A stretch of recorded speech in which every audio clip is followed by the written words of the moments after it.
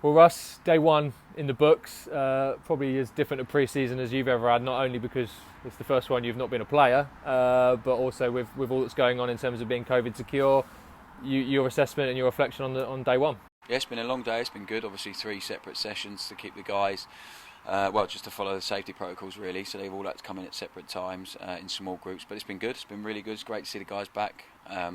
And they're all in a really good position physically, which is not a surprise because they're good professionals, they're good people. But after such an extended period off, a long time off, it would have been easy to sort of forgive a few if they come back a little bit out of shape. But yeah, they've all come back in really good condition. It means we can get started on some high intensity stuff fairly quickly, and they've worked hard today. It was a good balance between a bit of hard work and intense and just getting used to moving properly again, football movements and getting a feel of the ball. So yeah, it's great to be back. Bit of rain, soaking wet and cold, but yeah, no, it's really good to be back and see all the staff as well. We've staff and players have only seen each other over Zoom over these last few months, so it's great to reconnect with everyone and see everyone again, and hopefully now carry on and continue. We've got to be like this for the next week or so, and then we can kick on to some contact and proper football next week. Continuing on the theme of the players and their discipline, obviously with them being on furlough, yourself being on furlough, a lot of staff as well. It was on them to stay fit and keep ticking over, obviously, in terms of their regimes. And as you said, they come back in great shape, and it's a testament to their characters that they've put in that work over the off-season voluntarily. Yeah, definitely. And also the work really early on before furlough that Simon and Matt put in, and we discussed as a team at length about, just in case this became an extended period, about planning for, we had to plan for 4 or 5 scenarios really.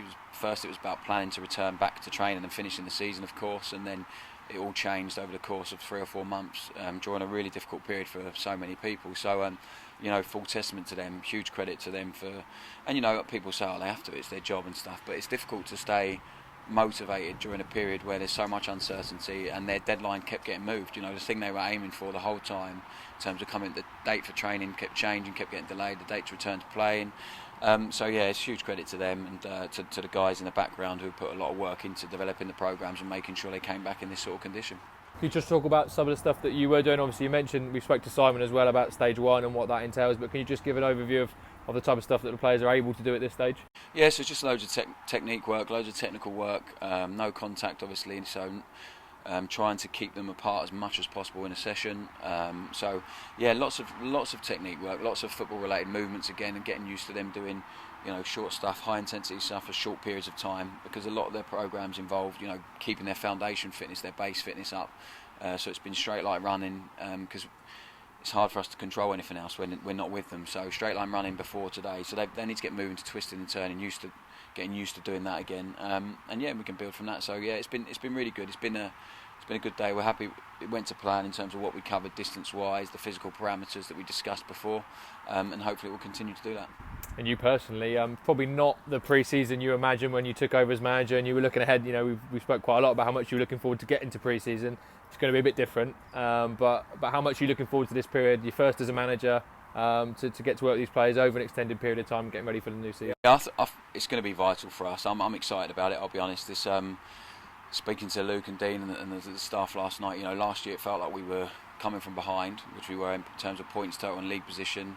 We had injuries that were just coming back. We were trying to get fitness during the season, trying to bring a certain style of play and some principles of our play and our performance during the season, which is really difficult. And that's why I was so proud of the guys that they managed to do it and achieve what we wanted to do. So now it becomes completely different. Now we've got a bit of time, not a lot, because obviously this week we have to take into account as well with the protocols and stuff, but we've got a bit more time to really drill down on certain bits and get to a fitness level that requires in the way that we play and the style of football that we want. So yeah, it's going to be hugely important for us. I am really excited about it. It's been a long slog in terms of planning and preparation, but what this time's given us is loads of time to reflect and learn and also to plan. So we've got a real clear plan in what we want to do. The guys bought into it brilliantly last year, as did the fans, as did the chairman, the board, everyone, staff. So I'm hoping that's the same again. You can get that connection going straight away once again, and then once we do, really, I'm really confident that we can keep improving on last season and keep building and keep getting better.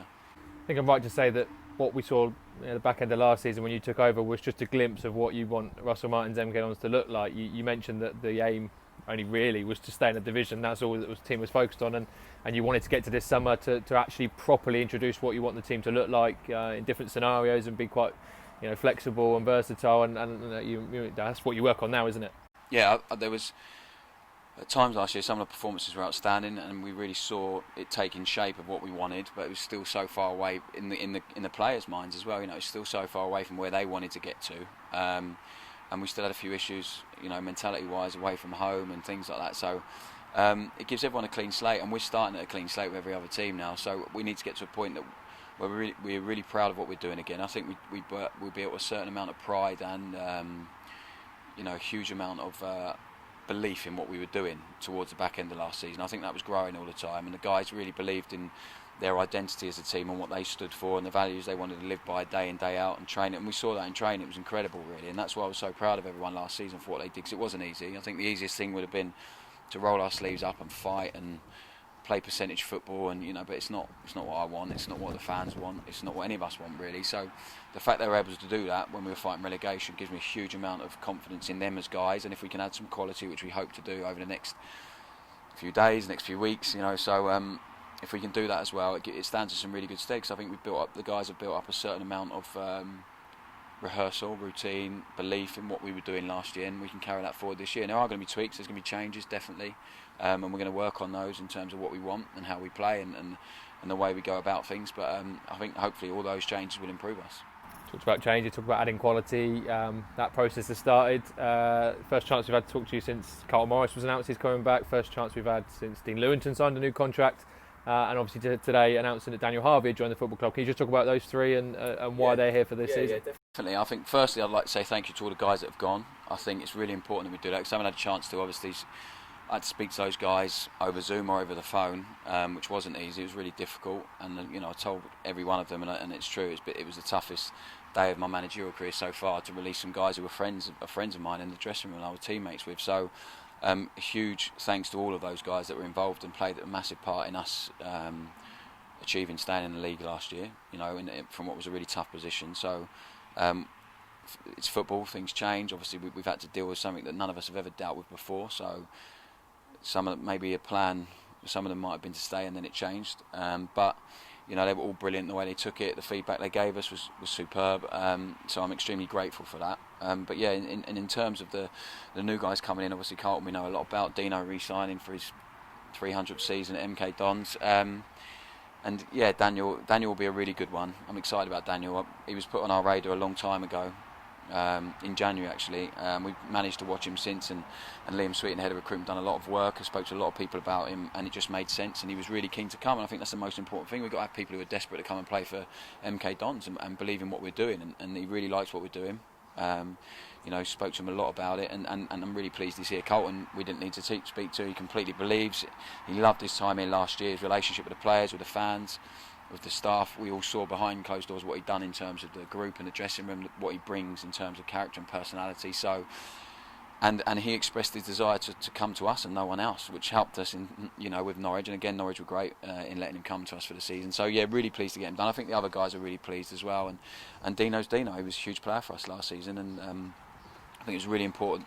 Loyalty counts for a lot in football, and he's been really important for us on and off the pitch. So and it was an easy one really with Dean, and I'm really pleased he's here for the next year. And then I'm hoping we can add another one or two in the certainly one in the next day or two, and then hopefully a few more after that. Fantastic. And then in terms of outgoings, so far this obviously the players that are out of contract, but Jordan Bowery joining Mansfield, that was quite a few weeks ago that was announced, and then obviously this evening Conor McGrandles leaving the football club to join Lincoln. Can you talk about those decisions as well? Again, both go with our best wishes. Geordie didn't play too much for us last year, but was brilliant in around the group, a really good guy, and he just wanted to go and play more football, and it suited him being at Mansfield. They really wanted him, and they'd wanted him for a while, so it worked for him and it worked for us, so he goes with our best wishes. And the same as Conor.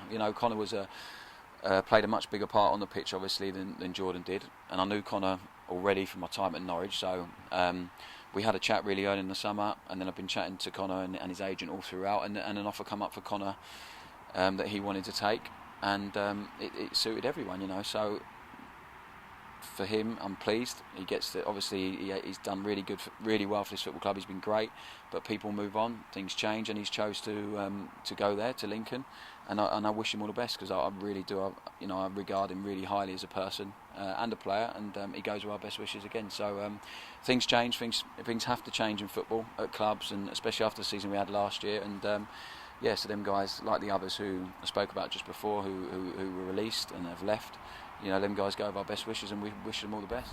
You said in an interview with MKFM during the lockdown period that there would be changes. Not everyone on the retain list was going to stay, and not everyone that's leaving the football club is necessarily not going to come back. So it's going to be a process, isn't it, over the next 7 weeks? The squad you've got out there training today might not be the squad that you've got on that first game of the season.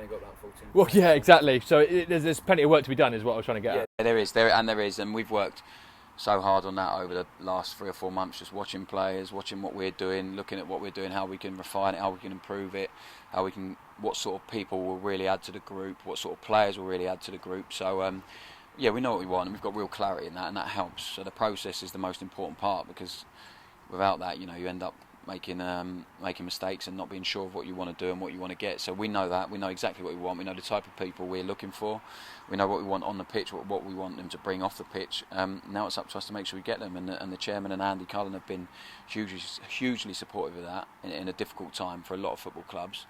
So they've been brilliant, and hopefully that will continue, and I'm sure it will. And we keep looking at the people we want and keep working on it, and as I said, hopefully 1 or 2 will come off soon. The more time you get with them, the better, so hopefully they'll come in, but if not, and a few take a bit longer, it's worth waiting for the right ones. You mentioned the support you've had from the staff, and a lot of them come off furlough today for the start of training. There's still some that on furlough that we're hoping to get back soon, but they're going to all be crucial. I mean, this is a different environment. A lot of people have had to work hard to make sure all the safety measures are in place, and make it so the players don't have to worry about what they're turning up into. They can just concentrate on their football, because that's the important point, is while there's a lot going on that the staff need to worry about, the players need to be able to come in and train without worrying about too much. Yeah, I think it's really easy to take staff for granted, especially when you're a player and you don't, all this stuff, they think they just turn up and it's there. But Simon Crampton has been immense during this period. He's had to work so hard on all the safety protocols and making sure we're ready to come back to training, and the guys have been filling in questionnaires about their families, about their health and all that stuff. So he's been huge. Andy Cullen the same. He's been the busiest man in the country, I think, at the time. The amount of his phones ringing, he's having to do 1,000,001 jobs, but he just does it and gets on. It's been brilliant. So these guys have been huge for me, but as have all the staff. In terms of the football side of things, they've been. I'm hugely grateful, and I owe them a lot for last season, what they did, and they just got behind everything we were doing so quickly, and not just that, really believed in it and really had conviction in what we were doing. So I'm hugely grateful for that. We've got a great team. I feel like we're a really close-knit team with the players and the staff, and I'm hoping we can just keep adding to that and keep building on that. And there's a really good feeling being back today and being back together, so I'm hopeful that will continue, and we'll just keep improving together. Last couple from me. We know a start date for next season, the 12th of September, when the league campaign gets going, and we know we think we know what League One's going to look like. I know there's still some question marks over who's coming down from the Championship, but we have an idea of what League One's going to look like, and it looks like a competitive division. There's a lot of big name clubs, a lot of teams that are left over from last year that will probably want to have a go next year. It should be a competitive division, and it should be a lot of fun. Oh, it's going to be tough. Yeah, it's going to be weird, but I said to the guys, some of the places they'll be playing this season, that's the stadiums you want to be playing at, they're the crowds you want to be playing in front of, and our supporters were brilliant. Our home record was really good last year, and I'm hopeful we can continue that. But yeah, it's going to be tough. It's not going to be easy.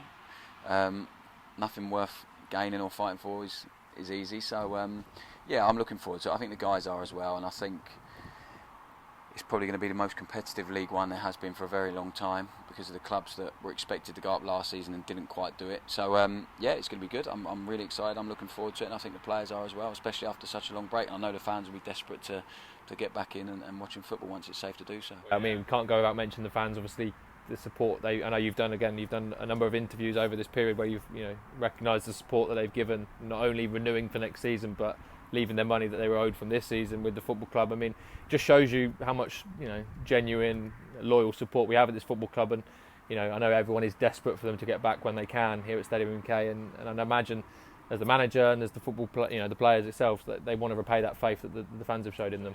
Oh, 100%. I think everyone's really aware of the amount of fans that haven't, and everyone's entitled to do what they want to do, but the amount of fans that have left their money in the club or put it in the academy or chose to take an option, you know, a shirt or whatever, like next season, and the amount that have renewed their season tickets, incredible really. So we're extremely grateful for that, and we just want them to have a team that they're proud of and they feel connected to, and I think we were really getting that towards the end of last season, so I'm hopeful that'll be the same, and the quicker we can get them back in the stadium the better for us, because we really thrived off that last year, the players really did, and I think it'll be the better for them as well. I think everyone's desperate to see football live again after watching it for so long on TV without fans. It's not the same, but if that's likely what we're going to have to do for the first period of the season anyway, and if we have to, we'll do it, of course, but hopefully, you know, sooner rather than later, once it's declared safe to do so, we can get them back in and hopefully repay the faith they've shown in us. Last one for me. I know it's been a long day for you, so I'll let you go in a minute, but your first pre-season, not as a player, was it fun being able to watch people run today rather than have to do it yourself? I've done too much running over lockdown. I've hurt my calf 2 weeks ago, so my body's giving up on me, so yeah, I did plan to do a little bit, but I think my calf's telling me to make sure I don't. So yeah, it was nice to watch and just shout at them from the middle for once. But yeah, no, it is a strange feeling that I've had my last one. But yeah, it's done. I'm done and dusted. So I noticed that even when I kick a couple of footballs now, it's completely gone.